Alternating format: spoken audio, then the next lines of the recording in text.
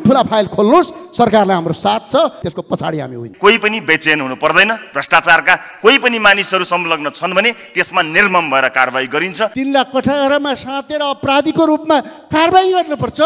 आज तपाईँको निर्मलाका हत्याराका बलात्कारीहरू आजसम्म पक्राउ परेका छैनन्। निरन्तर रूपमा चलिरहेका फरार अभियुक्तहरूको गिरफ्तारी, यी सबै कुराहरूको फेरिस्त मैले सम्मानित सदनमा बताइराख्नु पर्दैन। बालेन्द्र शाहले स्वतन्त्र चुनाव जितेकै कारणले उनलाई कसरी असफल बनाउने, उनीहरूलाई कसरी अप्ठ्यारो पार्ने। भ्रष्टाचार नियन्त्रणका लागि इमानदार रूपमा प्रयासरत रहेको कुरा निवेदन गर्न चाहन्छु। न्यूनीकरण हुँदै भ्रष्टाचार नियन्त्रण सम्भव छ। जनताबाट निर्वाचित मान्छेहरूलाई त स्वतन्त्र छोडिदिउँ। यो सरकारलाई यो नाटक किन भइरहेको छ, किन नाटक मञ्चन भइरहेको छ, गर्न सकिँदैन भन्नु सक्नु पर्यो। हामी गर्दैनौँ। जग्गादेखि सुन, सुनदेखि भुटानी, भुटानीदेखि सहकारी, अब कति काण्ड सुन्ने सभामुख महोदय। कुनै काण्डको व्यवस्थापन भइराखेको छैन, एक आधजना समातिन्छ, फेरि त्यो हराइन्छ। नारा जुलुस गरेर दलको केन्द्रीय शीर्षस्थ नेताले फोन गरेर आदेश दिएर त्यहाँ विरोध प्रदर्शन भयो। प्रचण्डजीको फोटोसहित अर्को फोटोसहित मैले गरेर मेरो प्रभावमा यति करोड आइसक्यो। यहाँका जनप्रतिनिधिहरूलाई जनताले चाहिँ स्थानीय वडा अध्यक्ष चुनाएका हुन् कि कुनै दलको कार्यकर्तालाई चुनाएका हुन्। गिरिबन्धु टी एस्टेटको जग्गा बेचेर अझै खाने अध्यादेश आएछ, जुन अहिले हामी यो संसदभित्र उभिएका छौँ। यो संसद भवन पनि काठमाडौँ महानगरपालिकाभित्र पर्छ। शान्ति प्रक्रियाको बाँकी रहेको काम अड्किराखेको छ। झट्ट हेर्दा तत्कालीन विद्रोही माओवादीसँग मात्रै जस्तो देखिन्छ। 6 लाखभन्दा बढी युवाले देश छोड्दैछन्, अनि यहाँ तपाईँ हामीले चाहिँ राजनीति गर्छौँ भने खोक्रो भाषण ठोकेर हुन्छ। जनप्रतिनिधिलाई छल्ने, ठग्ने यहाँ त केही हुनै पाउँदैन। हामी सिरियस गम्भीर किन छैनौँ? प्रधानमन्त्रीले जवाब दिनुभयो, जवाब नाटकीय भयो। 7 राजनीतिक पार्टी र विद्रोही पार्टीका रूपमा माओवादी पार्टी थियो, त्यसले ज्यादा गम्भीरतापूर्वक यस बारेमा ध्यान गर्नुपर्दछ। सभामुख महोदय, गृहमन्त्रीजीसँग जिज्ञासा राख्न चाहन्छु। सम्पत्ति छानबिन प्रभावकारी नहुँदा भ्रष्टाचार र कमिसन चुनौती भइरहेको धेरै समय भयो। पञ्चायत कालदेखि बहुदल र गणतन्त्रको यो अवधिसम्म ककसको विरुद्ध भ्रष्टाचारको मुद्दा दर्ता भयो।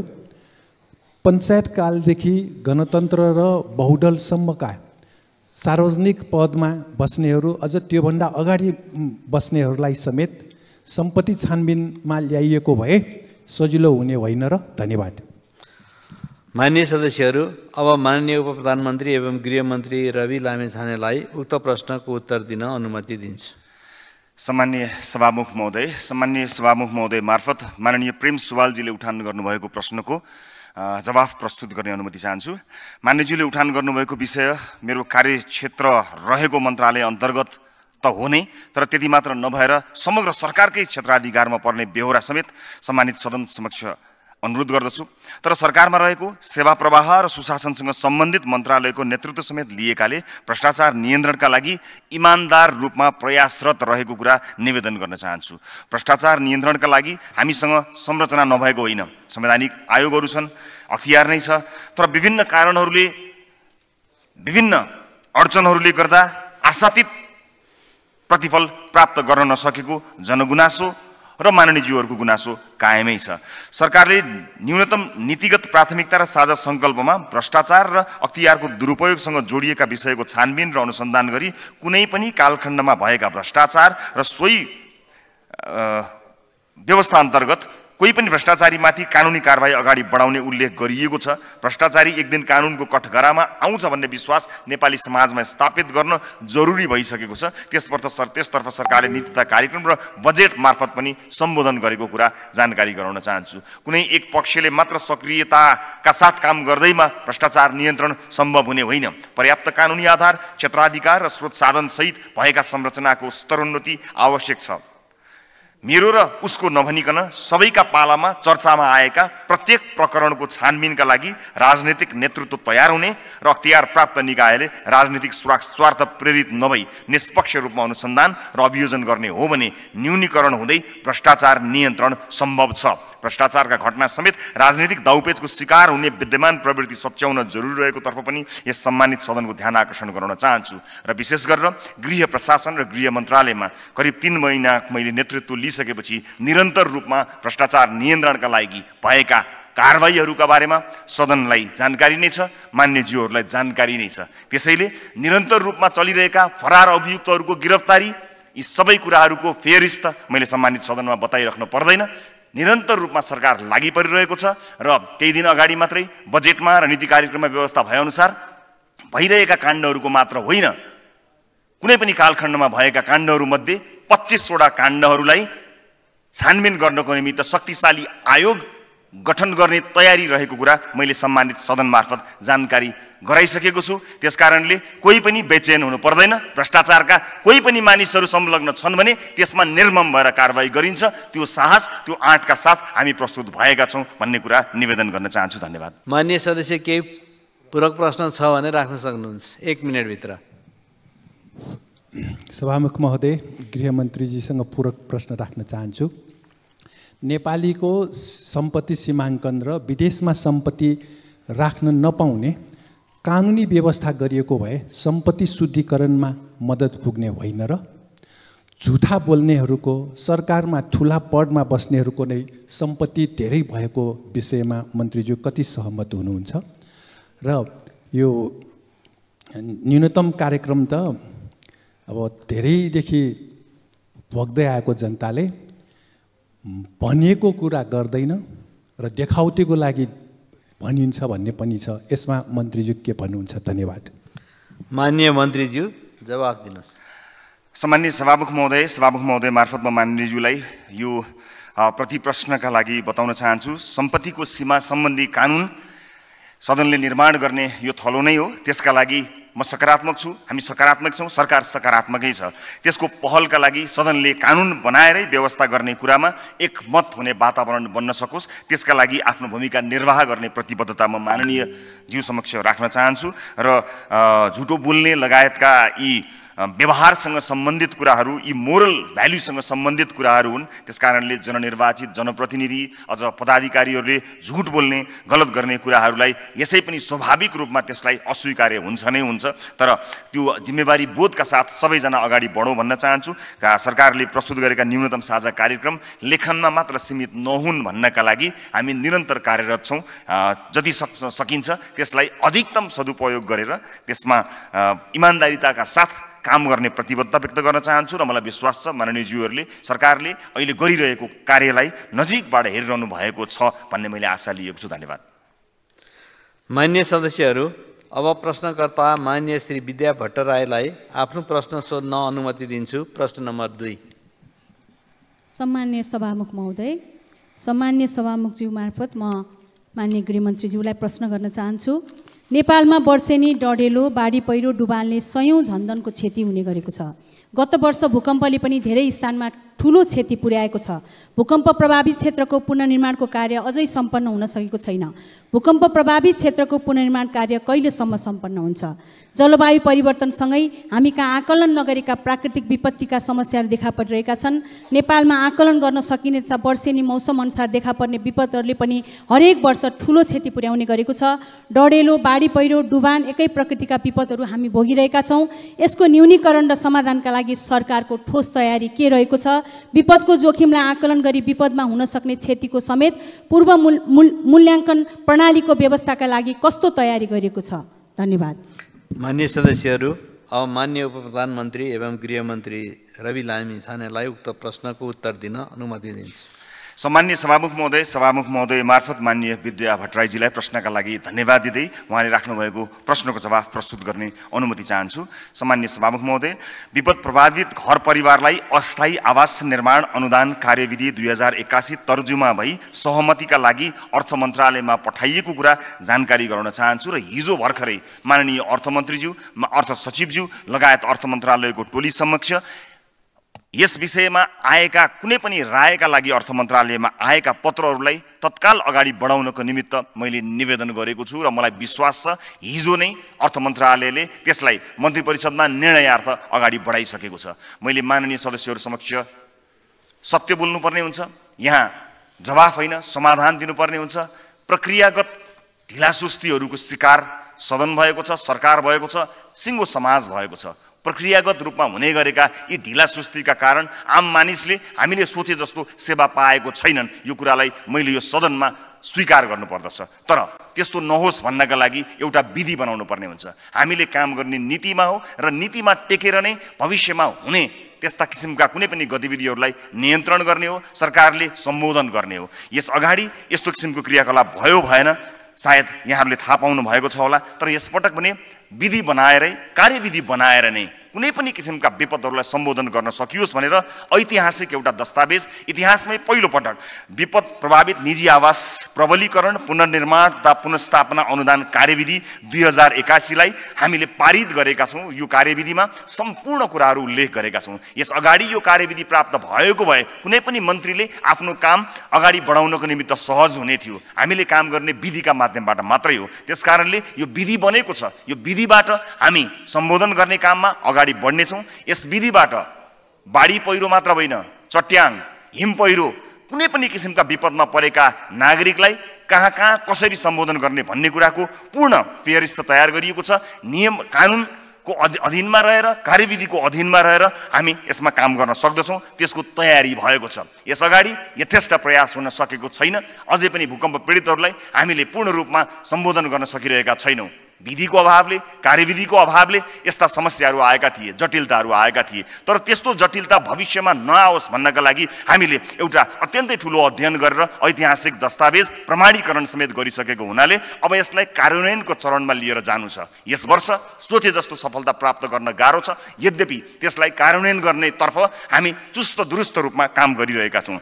विपद प्रभावित निजी आवास प्रबलीकरण पुनर्निर्माण तथा पुनर्स्थापना अनुदान कार्यविधि 2081 स्वीकृत भई कार्यान्वयनको चरणमा रहेको र विपद सम्बन्धी सबै विषय क्रमशः सोही कार्यविधि अनुसार सम्बोधन गर्दै जाने बेहोरा म सम्मानित सदन समक्ष अनुरोध गर्न चाहन्छु। र सँगसँगै विपदमा परेका सबै नागरिकलाई ध्यान दिनको निमित्त, त्यसमा पूर्व तयारीहरू गर्नको निमित्त एउटा कमान्ड पोस्टको हामीले स्थापना गरेका छौँ। अधिकार सम्पन्न सम्पूर्ण स्टेक होल्डरहरू एकै ठाउँमा बसेर क्षतिलाई कम गर्ने, न्यूनीकरण गर्ने विषयलाई काम अगाडि बढिसकेको छ। र त्यसको लागि विशेष तयारीका साथ हेलिकप्टरहरूलाई स्ट्यान्ड बाई राख्ने, नेपाली सेना, नेपाल प्रहरी, सशस्त्र प्रहरीका तालिम प्राप्त जवानहरूलाई स्ट्यान्ड बाई राख्ने लगायतका सम्पूर्ण तयारीहरू हामीले सम्पन्न गरेका छौँ। र अप्ठ्यारोमा परेका ठाउँहरूमा पूर्व सूचना दिने र उहाँहरूलाई स्थानान्तरण गर्नको निमित्त जिल्ला विपद व्यवस्थापन कार्यालय अन्तर्गत र सिडिओ कार्यालयहरूका मार्फतबाट जहाँ जहाँ जोखिम परेको छ त्यहाँ सूचना दिने र सूचना दिइसकेपछि ती नागरिकलाई स्थानान्तरण गर्न सक्ने ठाउँहरू, सरकारी भवनहरू, ती भवनहरूमा लत्ता कपडा खाद्यान्नको व्यवस्था हामीले गरेका छौँ। र यसपटकको तयारी अलिकति विभिन्न निकायहरूसँग छलफल गरिएको तयारी भएको हुनाले न्यूनीकरणमा हामी सफल हुन्छौँ भन्ने विश्वास लिएका छौँ। तर आगामी वर्ष अझ बढी प्रभावकारी ढङ्गले काम गर्नको निमित्त हामीलाई यस कार्यविधिले सघाउनेछ भन्ने कुरा माननीयज्यूलाई मान्य सम्मान्य सभामुख मार्फत जानकारी गराउन चाहन्छु। धन्यवाद। माननीय सदस्य पूरक प्रश्न के राख्न चाहनुहुन्छ भने 1 मिनटभित्र राख्न समय दिन्छु। सम्मान्य सभामुख महोदय, मन्त्रीज्यूलाई मेरो पूरक प्रश्न रहेको छ। विपद कोष अपर्याप्त छ, स्रोत साधनको अभाव छ, तत्काल उद्धारको लागि अप्ठ्यारो छ। आफ्नो कोष निर्माण गर्नेतर्फ ध्यान दिनुपर्छ कि तालिम प्राप्त रेस्क्यु टिम अहिले पनि छैन र आज पनि हामीले बस्तीको स्थानान्तरण गर्न सकेका छैनौँ। यसतर्फ मन्त्रीज्यूको के योजना रहेको छ? माननीय मन्त्रीजी जवाफ दिनुहोस्। सम्मान्य सभामुख महोदय मार्फत माननीयज्यूको पूरक प्रश्नको जवाफ दिने अनुमति चाहन्छु। विपद कोषमा 6 अर्बभन्दा बढी रकम रहेको कुरा म सम्मानित सदनलाई फेरि पनि निवेदन गर्न चाहन्छु। त्यसको परिचालनमा भएका जटिलतालाई फुकाउनको निमित्त हिजो भर्खरै अर्थ मन्त्रालयसँग कुराकानी भएको र माननीय अर्थमन्त्रीज्यूले सकारात्मक रहेको र विभिन्न आफ्ना निकायहरूलाई निर्देशन दिइसकेवरी मेरो अपेक्षा र आशा छ त्यो निर्देशन बमोजिम स्वीकृति आजसम्म प्राप्त भइसकेको हुनुपर्दछ। केही बेर अगाडि माननीय अर्थमन्त्रीज्यूसँग मैले यसबारेमा कुराकानी पनि गरेको थिएँ र यसको स्वीकृतिका लागि, यसलाई सहजीकरण गर्नका लागि अर्थ मन्त्रालय सकारात्मक रहेको र यो अगाडि बढिसकेको जानकारी मैले लगभग प्राप्त गरिसकेको छु र त्यसलाई म पुनः भेरिफाई पनि गर्न चाहन्छु। सामान्य सभामुख महोदय, विभिन्न ढङ्गले स्रोत परिचालन गर्नको निमित्त हाम्रा जटिलताहरूलाई, कानुनी जटिलताहरू र अन्तर मन्त्रालयगत अथवा अन्तर निकायगत जटिलताहरूलाई सुल्झ्याउँदै मान्यज्यूले चासो राख्नुभएको विषयमा हामीले सफलता प्राप्त गर्नेछौँ भन्ने कुरा जानकारी गराउन चाहन्छु। धन्यवाद। हाम्रो देश नेपाल, हामी नेपाली, हाम्रो उद्देश्य नेपाललाई समृद्धि र विकास गर्ने। तथापि हामी किन नेपालमा आशा जगाउन सकिरहेका छैनौँ? किन नेपालको न्यारेटिभ केही हुन सकेन भन्ने भइरहेको छ। किन नेपाली युवाहरू हाम्रो विश्वास गरिरहेका छैनन् र बाहिर गइरहेका छन्? यो न्यारेटिभलाई, यो अवस्थालाई हामीले कसरी परिवर्तन गर्ने? किन हामीले फाल्तु कुराहरू मात्रै गर्छौँ? भर्खर मात्रै एसिएको परीक्षा र 52% विद्यार्थीहरू असफल भएकोमा शिक्षा मन्त्रालयले अब विद्यार्थीहरूले 1 वर्ष कुर्नु पर्दैन, अब तुरुन्तै परीक्षा दिन पाउँछन् जुन निर्णय गरेको छ, यसले युवाहरू भाइ बहिनीहरूमा एउटा आशा जगाएको छ। अब त्यसपछि विद्यार्थीहरू फेरि असफल होलान्, कोही सफल होलान्। त्यसको पनि हामीले अहिले व्यवस्था गर्नु पर्यो कि जो असफल हुन्छन् उनीहरूलाई हामीले प्राविधिक तालिमहरू हामी दिनेछौँ, जसको आधारमा उनीहरू आफ्नो जीवन धान्न सक्नेछन्। यो आशा र यो विश्वास सरकारले दिन सक्नुपर्छ भन्ने मलाई लाग्दछ। आज नेपालमा महत्त्वपूर्ण विषयहरू उठेका छन्। विश्वविद्यालय र लोकसेवा। विश्वविद्यालय भनेको के हो? विश्वविद्यालय भनेको विश्वविद्यालय हो। संसारका हरेक व्यक्तिहरू आएर पढ्न पाउँछन्, पढाउन पाउँछन्, यहाँबाट बाहिर गएर पढ्न र पढाउन पाउँछन्। यसमा कुनै सीमा हुन्न। क्याम्पस नगएको व्यक्तिहरू पनि प्रोफेसर, प्राध्यापक बन्न सक्दछ। तर नेपाल जस्तो अरू देश हुँदैनन् जुन देशमा डाक्टर पढ्न पाइँदैन, नर्स पढ्न पाइँदैन भनेर हामीले नारा लगाउँछौँ, त्यसका पछि लाग्छौँ।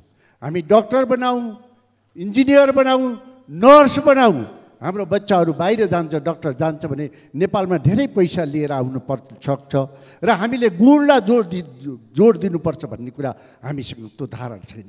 हामी विभाजित छौँ। हरेक विचारमा, चिन्तनमा, स्वार्थमा हामी मुलुक हेर्ने दृष्टिकोणमा हामी विभाजित छैनौँ। यो कुरालाई हामीले ख्याल गर्नुपर्छ। त्यसकारणले हामीले विश्वविद्यालयलाई हामीले फरक तरिकाले हेर्नुपर्छ। विश्वविद्यालय लोकसेवाको घेराभित्र बस्न सक्दैन। यो कुरालाई पनि हामीले बुझ्नुपर्छ। नयनराज पन्त, दिनेश राज पन्त, महेश राज पन्तहरू जस्ता व्यक्तिहरू क्याम्पस नगइकन प्रोफेसर, डाक्टर बनेको देश हो। संसारमा यही नियम लागू हुन्छ। मैले सुनेको थिएँ जगद्गुरु रामभद्रलाई जर्मन विश्वविद्यालयले, उहाँ अपाङ्ग हुनुहुन्छ, आँखाले देख्नुहुन्न, उहाँ जर्मन विश्वविद्यालयले $30,000 दिने शर्तमा विश्वविद्यालयमा पढाउन बोलाइरहेका थिए।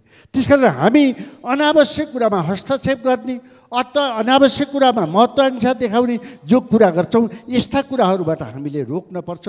तब मात्रै हामीले अगाडि बढ्न सक्छौँ। विश्वविद्यालय नबनिकन मुलुक बन्न सक्दैन। विश्वविद्यालयलाई राज्यले सल्लाहकार नबनिकन मुलुक बन्न सक्दैन। आज व्यक्तिका, सरकारका सल्लाहकार व्यक्ति बन्दाखेरि आज यो मुलुक यो अवस्थामा पुगेको छ। आशा जगाउन सकेको छैन। त्यसकारण हामीले यो आधारमा हामीले मुलुकलाई हेरौँ, यो आधारमा हामीले विश्वविद्यालय अगाडि बढाउने कुरा गरौँ। आज ज्ञानमणि नेपाल जो हामीसित हुनुहुन्न, उहाँले नेपालका इतिहास, सबैभन्दा ठुला इतिहासहरू लेख्नुभयो। उहाँलाई आज हामी सम्मान गर्नुपर्ने हो। त्यसकारण लोकसेवाको सीमा र लोकसेवाको आफ्नो महत्त्व छ। कर्मचारी तन्त्रमा उसले राम्रो काम गरेको छ। तर विश्वविद्यालयमा प्रवेश गऱ्यो भने यो विश्वविद्यालय अझै बिग्रन्छ। हो, विश्वविद्यालयका धेरै कमी कमजोरी छन्। यसको सिलेक्सनमा, प्रोफेसर राख्ने कुराहरूमा, नियुक्तिमा धेरै कमजोरी छन्। तर यसलाई आधुनिक रूपले लैजानु पर्यो। अक्सफोर्ड, क्याम्ब्रिज जस्तो तरिकाले लैजाने क्राइटेरिया बनाउनु पर्यो जो नेपालको अनुकूल छन्। यो कुरा मैले राख्न चाहेँ। दोस्रो कुरा, नेपालमा धेरै भ्रष्टाचारका कुरा उठेका छन्। आर्थिक भ्रष्टाचारमा होस्, सामाजिक भ्रष्टाचारमा होस्, मानिसहरू पक्रिने कारबाही गरी हुन्छ। तर सभामुख महोदय, हामी नेपाल मलेम्ची बनाउँछौँ, हामीले भैरवा एयरपोर्ट बनाउँछौँ, पोखरा एयरपोर्ट बनाउँछौँ, हामी योजना बनाउँछौँ। ती बन्दै नबन्ने योजनाहरू, चल्दै नचल्ने योजनाहरू कसले लिएर आएको? तिनीभन्दा भ्रष्टाचारी यो मुलुकमा कोही पनि हुँदैन। ती योजनाकारहरूलाई पनि हामीले कारबाहीको दायरामा ल्याउनुपर्छ, होइन भने मुलुक बन्दैन। आज पहाडमा 11 मिटर सडक खन्ने, त्यसले पहिरो गएर अब 20 वर्षसम्म थामिन सक्दैनन्। यो पोलिसीगत रूपमा गलत काम गर्नेहरूलाई हामीले कारबाही गर्ने कि नगर्ने? तिनीहरू भ्रष्टाचारको रूपमा लिने कि नलिने? तिनीहरूलाई देशद्रोहीको रूपमा लिने कि नलिने? यो प्रश्न हामीले सुल्झाउन पर्छ। होइन भने सम्माननीय सभामुख महोदय मार्फत मैले सरकारमा जान इच्छा राख्ने पिएसओ लिएर घुम्नेहरूलाई म भन्न चाहन्छु कि मुलुक अगाडि बढ्दैन। त्यसकारणले यस्तो काममा पनि हामीले रेस्ट्रिक्सन गर्नुपर्छ। अपराध के हो, दण्ड के हो? आज शिक्षक संस्थाहरू बन्द हुन्छन्, हस्पिटलमा ताला लाग्छन्, सरकारी कार्यालयमा ताला लाग्छन्। त्यो अपराध हो कि होइन? एउटा समूह एउटा व्यक्तिको इन्ट्रेस्टमा शिक्षक संस्थाहरू चल्न सक्दैनन्। युवाहरू बाहिर जानुपर्छ। यसलाई पनि अपराधको रूपमा हामीले लिनुपर्छ। सम्माननीय सभामुख भए त्यसै अनुसार समयअनुसार परीक्षा नलिने, रिजल्ट ननिकाल्ने, नियुक्ति बस्ती समयको बर्बादी गरिदिने तीहरू पनि अपराधी हुन्। यसलाई पनि अपराधको दायराभित्र ल्याउनुपर्छ भन्ने कुरा मलाई लाग्दछ। साथै आज यहाँ परिचय पत्रको कुरा उठ्यो। यो 4 चोररा परिचय पत्र बन्न लगाउने, 5वटा परिचय पत्र लगाउने, जनतालाई दुःख दिने यी व्यक्तिहरूलाई पनि अपराधको दायराभित्र ल्याउनुपर्छ। कसले सुरुवात गर्यो, जनतालाई दुःख दिएको छ, जनतालाई वृद्धहरूलाई दुःख दिएको छ, यो पनि कुनै समाजमा त्रास पैदा गरेको छ। यस्ता कुराहरूलाई पनि हामीले एउटा अपराधको दायराभित्र ल्याउनुपर्छ भन्ने मलाई लाग्दछ। आज सभामुख महोदय यही सदनमा कुरा उठ्छ, किसानले दुध बेच्नेहरूले पैसा पाएन।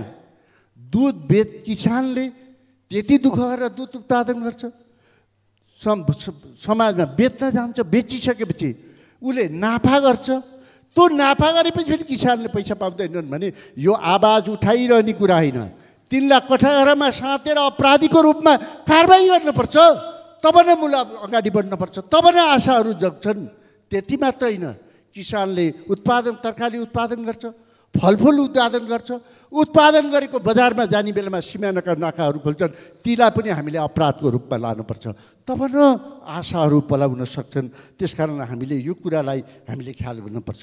सभामुख महोदय, हस्पिटलमा जाउँ, सरकारी हस्पिटलमा औषधि किन्ने ठाउँहरू हुन्छ, तर गरिब जनताहरूले औषधि किन्न जाँदा त्यहाँ कम्पाउन्डभित्र औषधि हुँदैन, बाहिर जानुपर्छ। किनभने औषधि नकिनेर महँगो गर्नका निम्ति, ठग्नका निम्ति यो स्थिति छ। त्यसकारण यस्ता कुराहरूलाई पनि हामीले अपराधको रूपमा लिनुपर्छ। होइन भने मुलुक बन्न सक्दैन। हामी ब्याजको कुरा, चाइनाको कुरा, भारतको कुरा, अमेरिकाका कुरा गर्छौँ, हामीले ब्याजका कुरा गर्छौँ, सम्बन्धका कुरा गर्छौँ। त्यो होइन सभामुख महोदय, हामी बढी ब्याज तिर्न सक्दैनौँ। जसरी हामी भइरहेको एयरपोर्टको, पोखराको एयरपोर्टको हामी ब्याज तिर्न सक्दैनौँ।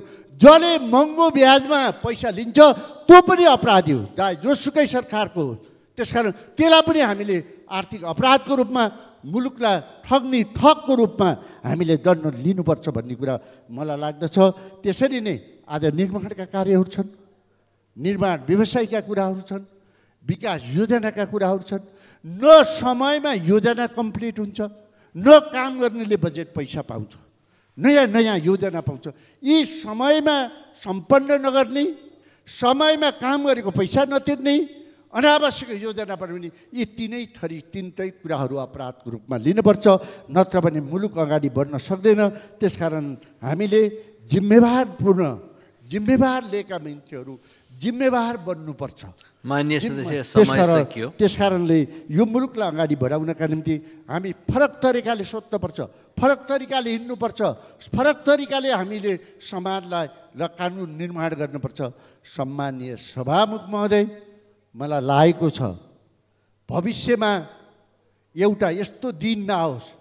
मैले सोचेको थिएँ, म सानो हुँदा म जेल परेको थिएँ, हातमा हत्कडी लगाएको थिएँ, लाठी खाएको थिएँ, धेरै वर्ष जेल बसेँ। मलाई लागेको थिएँ प्रणाली खराब हो, प्रणालीलाई हामी परिवर्तन गऱ्यौँ भने मुलुक विकास हुन्छ भन्ने यो सोचका साथ अगाडि बढेको थिएँ। तर आज मलाई महसुस भएको छ, इच्छा शक्ति नभएका व्यक्तिहरूको हातमा यो मुलुक पर्यो भने प्रणालीले केही गर्नु रहन्छ। भविष्यका लागि यो नजिर नबनोस्, यही कुरा राख्न चाहन्छु। धन्यवाद।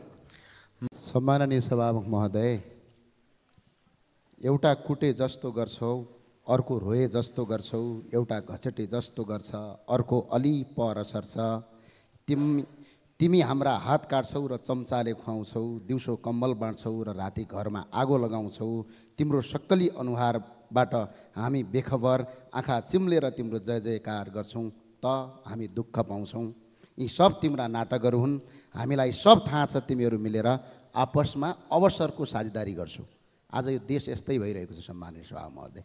चाहे नयाँ दल हुन्, चाहे पुराना हुन्, चाहे त्यहाँभन्दा पुराना हुन्, सिर्फ अवसर हुँदा यो अवसर त यो सदनभित्र मात्र रहेन। गिरिबन्धु टी स्टेटको फाइल खोल्नुपर्छ भनेर हामीले आवाज उठाउँदै गर्दा अहिलेसम्म फाइल खोलिएको छैन। सम्मानित अदालतले फैसला गरेको छ त्यो फाइल बनाउनु पर्दैन, अलरेडी छ, त्यसमा पक्राउ गरे हुन्छ। माननीय गृहमन्त्रीज्यू यहीँ हुनुहुन्छ, म अनुरोध र अपिल गर्न चाहन्छु। अब त आज त के पनि आयो भने यहाँ लगानी सहजीकरण सम्बन्धी केही नेपाल ऐनलाई संशोधन गर्न बनेको विधेयकको अध्यादेश आयो भनेको त यो त गिरिबन्धु टी स्टेटको जग्गा बेचेर अझै खाने अध्यादेश आएछ। यसो अगाडिबाट कान समाउनु र पछाडिबाट कान समाउनु एउटै हो। यसको दफा 12लाई भूमि सुधार ऐनको दफा 12लाई संशोधन गरी गिरिबन्धु टी स्टेटको जग्गा कब्जा गर्ने नीतिका साथ आज यही सदनबाट पारित गर्ने भनेर नीति बन्दैछ। त्यति मात्र होइन, यसको रोग काठमाडौँ महानगरपालिकामा पनि सर्यो। काठमाडौँ महानगरपालिकाले जेठ 25 गते, असार 2 गते, असार 10 गते र असार 16 गते गर्ने गरी बैठक बसाल्ने भन्यो। 10 गतेभन्दा पछाडि 16 गते मात्र बैठक बस्यो। यहाँ के गरिराखेका छन् भने एउटा वडा अध्यक्षलाई दलको केन्द्रीय शीर्षस्थ नेताले फोन गरेर आदेश दिएर त्यहाँ विरोध प्रदर्शन भइरहेछ। हामी यो कुरा गर्न सक्छौँ कि सक्दैनौँ? ल ठिक छ, यहाँ संसद हो, यहाँ दलको आवश्यकता छ, दलीय राजनीति गरौँ, तर स्थानीय तहमा अब दलविहीन राजनीतिको आवश्यकता छ। हाम्रो छिमेक लगायत विश्वभरि धेरैवटा देशहरूमा स्थानीय तह चाहिँ दलविहीन राजनीतिबाट हुन्छ। तर आज काठमाडौँ महानगरपालिका जुन अहिले हामी यो संसदभित्र उभिएका छौँ, यो संसद भवन पनि काठमाडौँ महानगरपालिकाभित्र पर्छ र काठमाडौँ महानगरपालिकाको बजेट अहिले अस्तव्यस्त पारिएको छ। त्यहाँका जनप्रतिनिधिहरूलाई जनताले चाहिँ स्थानीय वडा अध्यक्ष चुनाएका हुन् कि कुनै दलको कार्यकर्तालाई चुनाएका हुन्, मलाई त त्यो लाग्दैन। र यो अहिले हामी सबै राजनीतिक दलहरूले यहाँभित्र बसेका, चाहे त्यो सत्तापक्षका हुन् चाहे त्यो प्रतिपक्षका हुन्, हामी सबैले अब के बुझ्न आवश्यक छ भने यदि साँच्चै देश विकास गर्ने हो, यदि साँच्चै प्रजातन्त्र आएको हो, यदि साँच्चै लोकतन्त्र आएको हो भने जनताबाट निर्वाचित मान्छेहरूलाई त स्वतन्त्र छोडिदिउँ। हुँदा कहाँसम्म छ भने बिचरा ती वडा अध्यक्षहरू, ती महानगरपालिकाका सदस्यहरू यहाँ दलका नेताको विरुद्धमा गयो भने भोलिपल्ट कारबाही गरेर यिनीहरूको पदै खाइदिने। यो कस्तो लोकतन्त्र? अहिले पनि यहाँ संसदभित्र कयौँ माननीय सांसदहरूलाई कयौँ कुराहरू चित्त बुझेको हुँदैन। यहाँ बोल्नुभयो भने हुइब लाग्छ, पार्टीले कारबाही गर्यो भने सांसद पदै जान्छ। जब एउटा सांसदसम्म तपाईँको स्वतन्त्र हुँदैन भने अनि यसलाई लोकतन्त्र भन्न मिल्छ? यो त दासतन्त्र हो, यो सिर्फ नेतातन्त्र हो, त्यो पनि शीर्षस्थ नेतातन्त्र हो। यो बिचरा सेकेन्ड दोस्रो दर्जाका, तेस्रो दर्जाका भनेर छुट्याइन्छ नेताहरूलाई पनि। आज जनताबाट निर्वाचनमा भोट ल्याएर काम छैन, दलको नेताले आँखा झिमिक्क गर्यो भने झिमिक्क गर्नु पर्यो। आज काठमाडौँ महानगरपालिकाको हालत त्यही भइरहेको छ सम्माननीय सभामुख महोदय। काठमाडौँ महानगरपालिका हाम्रो देशको महानगरपालिका मध्ये सबभन्दा एउटा ठुलो महानगरपालिका भित्र पर्छ। आज काठमाडौँ महानगरपालिकाका मेयर बालेन्द्र शाहले स्वतन्त्र चुनाव जितेकै कारणले उनलाई कसरी असफल बनाउने, उनीहरूलाई कसरी अप्ठ्यारो पार्ने, कुन नेताको घरमा हाजिर लगाएर अनि ती वडा अध्यक्षले बोलाएर त्यहाँ कार्यपालिका सदस्यहरूलाई नारा जुलुस गरेर आज देशलाई अस्तव्यस्त पार्ने काम गरिएको छ। यो अस्तव्यस्त पार्ने काम बन्द गरियोस् र स्थानीय तहमा दलविहीन राजनीति होस्। हामी सबैले यो कुरा अब सोच्न आवश्यक छ। होइन भने त जहाँ पनि सिन्डिकेट, जता पनि सिन्डिकेट, जसरी पनि सिन्डिकेट, यो सिन्डिकेट प्रथाले चाहिँ यो मुलुक कहाँसम्म पुग्छ? देश बर्बाद भइसक्यो। 6 लाखभन्दा बढी युवाले देश छोड्दैछन् अनि यहाँ तपाईँ हामीले चाहिँ राजनीति गर्छौँ भने खोक्रो भाषण ठोकेर हुन्छ? आज तपाईँको निर्मलाका हत्याराका बलात्कारीहरू आजसम्म पक्राउ परेका छैनन्। ठुल्ठुला भ्रष्टाचारका काण्ड जिउको त्यौँ छन्। तर सरकार के गरिरहेछ भने टेलिभिजनमा कसरी आइन्छ, टिभीमा कसरी प्रचार गरिन्छ। त्यही भएर सम्माननीय सभामुख महोदय, म त आज एउटा आग्रह अनुरोध गर्न चाहन्छु, यो संसदको भित्तामा लेखौँ माननीय मन्त्रीज्यूहरूले के काम गर्न हुने, के काम गर्न नहुने। एकछिन सम्झौँ उपेन्द्र देवकोटालाई। सम्माननीय सभामुख महोदय, म जम्मा 30 सेकेन्ड लागे। माननीय मन्त्री यहाँभन्दा अगाडि डाक्टर उपेन्द्र देवकोटा जो मृत्यु भइसक्नु, उहाँलाई सम्झौँ। उहाँको एउटा निर्णयले गर्दा आज हजारौँ लाखौँ नेपालीको ज्यान बाँचेको छ। मन्त्रीले गर्न हुने काम, गर्न नहुने काम यहाँ भित्तामा टाँसौँ। आज मन्त्रीले आफ्नो गर्न हुने काम भन्दा पनि गर्न नहुने, टेलिभिजनमा कसरी आइन्छ, टिभीमा कसरी आइन्छ, फेसबुकमा कसरी लाइक आउँछ भनेर काम गरेर देश बन्दैन। ठुल्ठुला फाइल खोल्नुहोस्, सरकारलाई हाम्रो साथ छ, समर्थन छ। त्यतिखेर यही संसदबाट उभिएर ठुला फाइल खोल्नु भने त्यसको पछाडि हामी उभिन्छौँ। चारैतिर निराशा फैलिएको बेला संसदका दुई ठुला दल नेपाली कांग्रेस तथा नेकपा एमालेका शीर्ष नेताहरू बीच सुरु भएको सघन संवादले आशाको सञ्चार गरेको छ। लोकतन्त्रको रक्षा, राजनीतिक स्थिरता, सुशासन र संविधान संशोधनसम्मका लागि यी दुई ठुला दलहरूको बीच संवाद र सहकार्य आवश्यक छ। यसैगरी निर्वाचन प्रणालीमा सुधार गर्ने लगायतका केही महत्त्वपूर्ण विषयमा संविधान संशोधन गर्न छलफल आवश्यक छ। संविधान संशोधनका लागि अन्य दलहरूसँग पनि छलफल गरिनुपर्छ। लोकतन्त्रको लागि पटक पटक लडाइँ लडेका दुई ठुला दलहरू बीचको संवादबाट कोही पनि चिन्तित हुनुपर्ने आवश्यक छैन। यसलाई सकारात्मक लिन पनि म आग्रह गर्न चाहन्छु। सभामुख महोदय, गत साता मात्रै माध्यमिक शिक्षा परीक्षा SEE को नतिजा सार्वजनिक भएको छ। राष्ट्रिय परीक्षा बोर्डका अनुसार परीक्षामा सहभागी झन्डै 4,65,000 विद्यार्थी मध्ये करिब 48% मात्र उत्तीर्ण भएका छन्, अर्थात् आधाभन्दा बढी विद्यार्थी उत्तीर्ण हुन सकेनन्। यो भनेको शैक्षिक सङ्कटकालको अवस्था हो। यो राष्ट्रिय चासो र चिन्ताको विषय हो। अहिले पनि देशको झन्डै 80% बालबालिका सामुदायिक विद्यालयहरूमा पढ्छन्। सामुदायिक विद्यालयको पठन पाठनमा सुधार नआउँदासम्म समग्र शिक्षाको गुणस्तरमा सुधार आउन सक्दैन। कक्षा कोठामा सिकाइएको स्तर कसरी सुधार गर्ने, शिक्षकहरूलाई तालिम, शैक्षिक सामग्री कसरी उपलब्ध गराउने, हरेक विद्यालयमा पुस्तकालय, पूर्वाधार, सफा पिउने पानी तथा शौचालयको कसरी व्यवस्था गर्ने, त्यसतर्फ ध्यान दिन म आग्रह गर्दछु। अहिले कतिपय स्थानीय तहले पठन पाठनको स्तर सुधार गर्न निकै मेहनत गरिरहेका छन्। त्यस्ता स्थानीय निकायलाई प्रोत्साहन गर्न र शिक्षकहरूलाई हतोत्साहित होइन, मनोबल बढाउने गरी कार्यक्रम ल्याउन पनि आग्रह गर्दछु। सम्मानित सभामुख महोदय, आज यस सम्मानित सदन समक्ष एकपटक फेरि मैले प्रतिनिधित्व गर्ने दाङ जिल्लाको ऐतिहासिक टरीगाउँ विमानस्थलको धावन मार्ग विस्तार गर्नका लागि आवश्यक बजेट छुट्याउन नेपाल सरकारको ध्यान आकर्षण गर्न चाहन्छु। आजभन्दा करिब 7.5 दशक पहिले वा 73 वर्ष पहिले विक्रम सम्वत 2011 सालमा स्थापना भएको टरीगाउँ विमानस्थल दाङमा मात्र नभएर साबिक रप्ती अञ्चलका अन्य जिल्लाहरू पनि पर्यटन, रोजगार र आर्थिक गतिविधि बढाउन महत्त्वपूर्ण गेटवेको रूपमा रहेको छ। हालसम्म यो विमानस्थलमा राज्यका धेरै लगानी भइसकेको छ। टर्मिनल भवन निर्माण भइसकेको छ। स्तरीय सञ्चार उपकरणहरू जडान भइसकेका छन्। इन्जिन रिफिल गर्नका लागि हवाई इन्धन डिपो निर्माण भइसकेको छ। सभामुख महोदय, दक्षिण एसियाकै सबैभन्दा ठुलो उपत्यका दाङ उपत्यका हो। करिब 7 लाख जनसङ्ख्या रहेको दाङको क्षेत्रफल 29,055 वर्ग किमी छ, जबकि सङ्घीय राजधानी समेत रहेको काठमाडौँ उपत्यकाको क्षेत्रफल भक्तपुर र ललितपुर समेत जोड्दा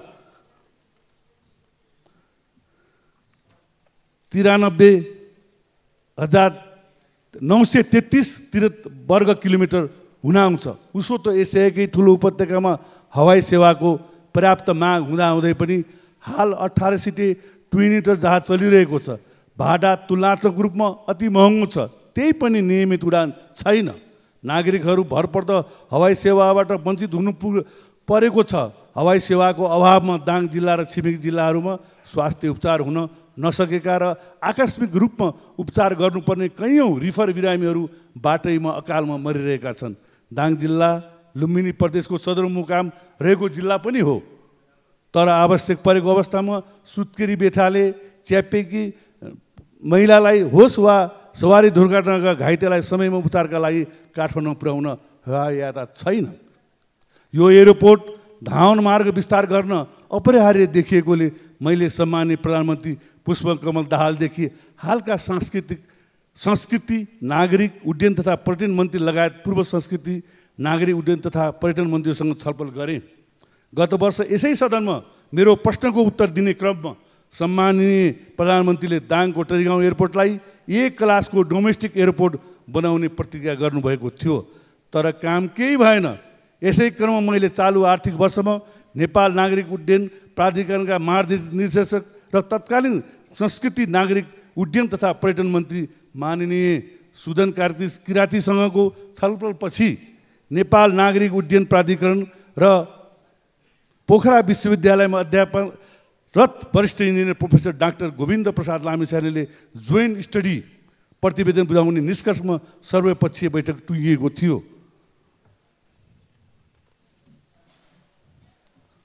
सम्मानित सभामुख महोदय, 2080 माघ 14 गते म आफै प्राधिकरणमा उपस्थित भएर कागजमै जोइन्ट स्टडी लेख्न अनुरोध गरेँ। प्राधिकरणले विभिन्न आन्तरिक कानुनी कुरा देखाएर तर्केपछि मैले 2080 माघ 29 गते एक जनप्रतिनिधि सांसदको हैसियतले इन्जिनियर लामिछानेलाई आमन्त्रण गरिएको बेहोराको पत्र लेखेर पठाएँ। तत्पश्चात प्राधिकरणबाट खटिनुभएका इन्जिनियरहरू र प्रोफेसर डाक्टर गोविन्द प्रसाद लामिछानेको सहकार्यमा तरिगाउँ विमानस्थलको धावन मार्ग विस्तार गर्नका जोइन्ट स्टडी सम्पन्न भयो। सो अध्ययनले अहिलेको विमानस्थलको धावन मार्गलाई हल्का छड्के पारेर 1800 मिटरको धावन मार्ग बन्ने प्रतिवेदनमा दिएको र छ। सो धावन मार्ग विस्तार गर्न 17 बिघा जग्गा अधिग्रहण मुआवजा र भ्याट सहित कुल बजेट रु 3 अरब 42 करोड लाग्ने अनुमान अध्ययनले देखाएको छ। मान्य अर्थमन्त्री बर्खमान पुनले पनि आवश्यक बजेट विनियोजन गर्न प्रतिज्ञा गर्नुभयो, तर बजेट 1 करोड मात्रै छुट्याइएको भन्ने अर्को खबर आएको छ, जो हात्तीको मुखमा जिरा नै हो। म यो सम्मानित सदन मार्फत मान्य अर्थमन्त्रीलाई सोध्न चाहन्छु, वैधानिक तौरले नै बजेट व्यवस्थापनका लागि माग हुँदा पनि किन तरिगाउँ एयरपोर्टमा बजेट विनियोजन गर्नु भएन? राप्तीको केन्द्रबिन्दु दाङ एयरपोर्टमा बजेट हाल्न किन यति धेरै सकस भइरहेको छ? सभामुख महोदय, यो विमानस्थलको स्तर हुनुपर्छ भन्ने विषयमा के काङ्ग्रेस, के एमाले, के राप्रपा, के माओवादी, दाङका सबै राजनैतिक दलहरूबीच 100% सहमति छ। प्राविधिक रूपले बहुवर्षीय टेन्डर प्रणालीबाट धावन मार्ग विस्तार गर्नुपर्ने सुझाव दिनुभएको छ, तर यो विमानस्थल विस्तारको नाउँमा वार्षिक बजेटमा 1-2 करोड बजेट छुट्याउनु जनतालाई छलकपट गर्नु, अल्मल्याउनु मात्रै हो। 1-2 करोड रुपियाँले एउटा कलभट समेत नबन्ने अवस्था छ। 1-2 करोड रुपियाँ एयरपोर्ट बन्ने रोने बन्ने विस्तार हुन्छ भन्नु दन्त्य कथा हो। सभामुख महोदय, तरिगाउँ विमानस्थलको स्तर वृद्धि गर्न जनस्तरबाट अभूतपूर्व पहल गरेको म स्मरण गर्न चाहन्छु। स्थानीय निकाय जनप्रतिनिधिविहीन भएको अवस्थामा तुलसीपुर उद्योग वाणिज्य सङ्घले बन्द भइसकेको उडानलाई जसो तसो चल्ने बनायो। त्यसपछि तुलसीपुर उपमहानगरपालिकाले पनि यसरी नै अभियान थाल्यो। हाल नेपाल वायुसेना निगमको जहाज जसो तसो उडान गरिरहेको छ, तर त्यो जहाज ग्राउन्डेड भयो भने यो सेवा पनि सुचारू हुन कुनै ग्यारेन्टी छैन। सभामुख महोदय, तरिगाउँ विमानस्थल नेपालगञ्ज वा भैरवा विमानस्थलको विकल्प होइन। आजको जमानामा तरिगाउँ विमानस्थल विस्तारै हुँदैमा अन्य जिल्ला डराउनु पर्दैन। आफ्नो क्षेत्रको विकासमा हामी सबै जुटौँ, एक अर्कालाई निषेध नगरौँ भनेर भन्न म अपिल गर्न चाहन्छु। तरिगाउँ विमानस्थलको धावन मार्ग विस्तार गर्न नेपाल सरकारलाई विज्ञहरूले गर्नुभएको जोइन्ट स्टडी बमोजिम आवश्यक बजेट व्यवस्थापन गर्न म सभामुख मार्फत नेपाल सरकारको ध्यान आकर्षण गर्न चाहन्छु र साथै केही कुराहरू सभामुख मार्फत म सदनलाई जानकारी गराउन चाहन्छु। वास्तवमा तरिगाउँ विमानस्थल नेपालकै एउटा पुरानो विमानस्थल हो, जहाँ हामी नै जब बालक थियौँ, मैले काठमाडौँ पढ्ने बेला त्यो बेला दाङमा 5वटा देवकोटाहरू फ्लु गर्थ्यो अथवा उड्थ्यो।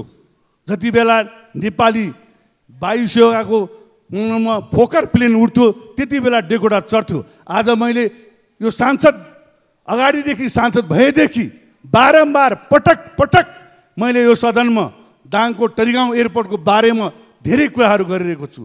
हामी सिरियस र गम्भीर किन छैनौँ?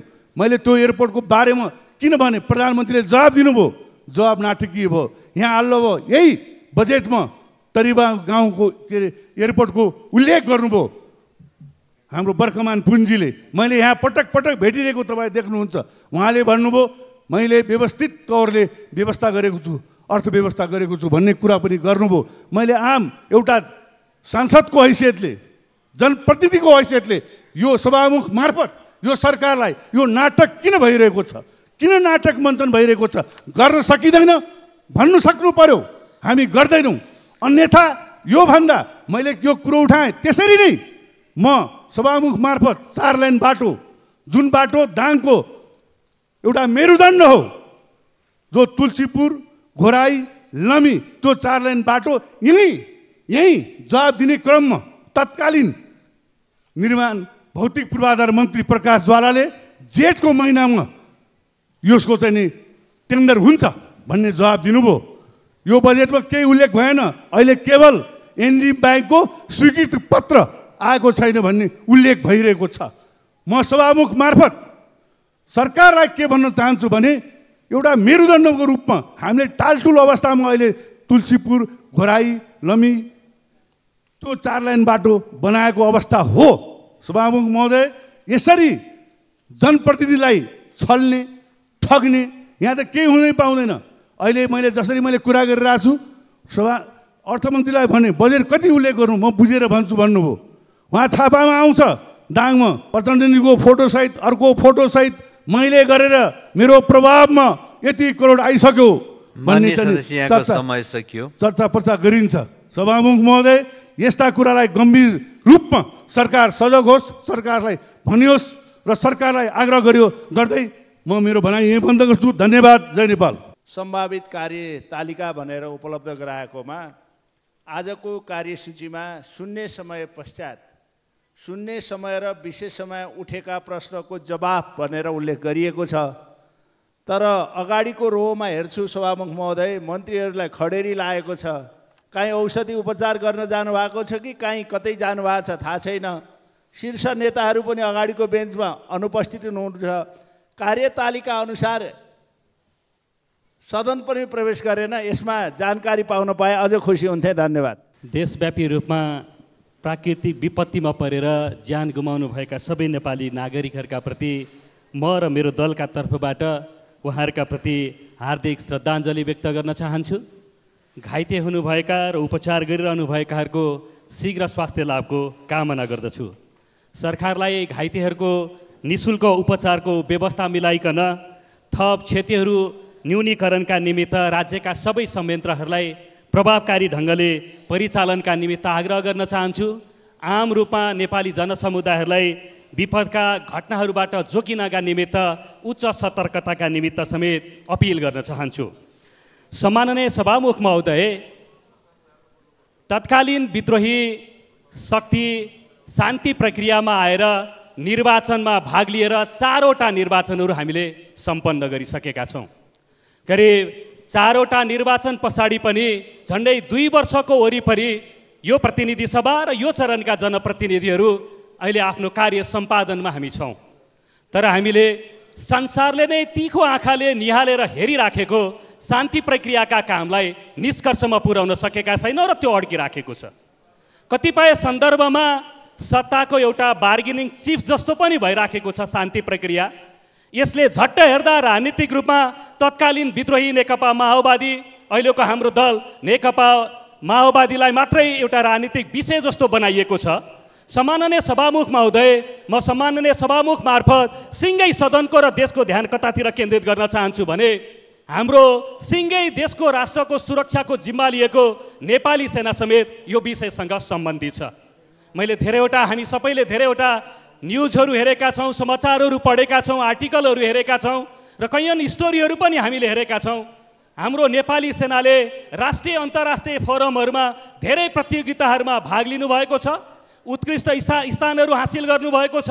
तर ठिक ढङ्गले पुरस्कार पाउने कुराबाट उहाँहरू वञ्चित हुनुहुन्छ र त्यो पुरस्कार र प्रमाणपत्रहरू प्राप्त नगरिसके पछाडि अन्तर्राष्ट्रिय स्तरका कैयन गोष्ठी र तालिमहरूमा भाग लिनबाट नेपाली सेना वञ्चित भएको छ।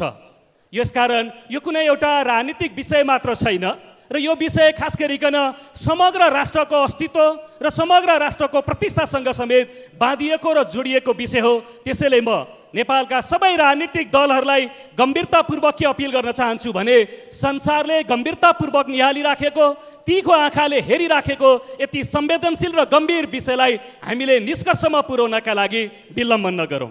केही दिन अगाडि सिंहदरबारमा प्रमुख राजनीतिक दलका शीर्ष नेताजीहरू सहितको एउटा गम्भीर बैठकको आयोजना भयो र मैले सुनेसम्म आएका समाचारहरू र सबै बैठकमा सहभागी भएका नेताहरूका कुरा सुन्दा विषय छलफल गर्दै जाँदा सकारात्मक छ।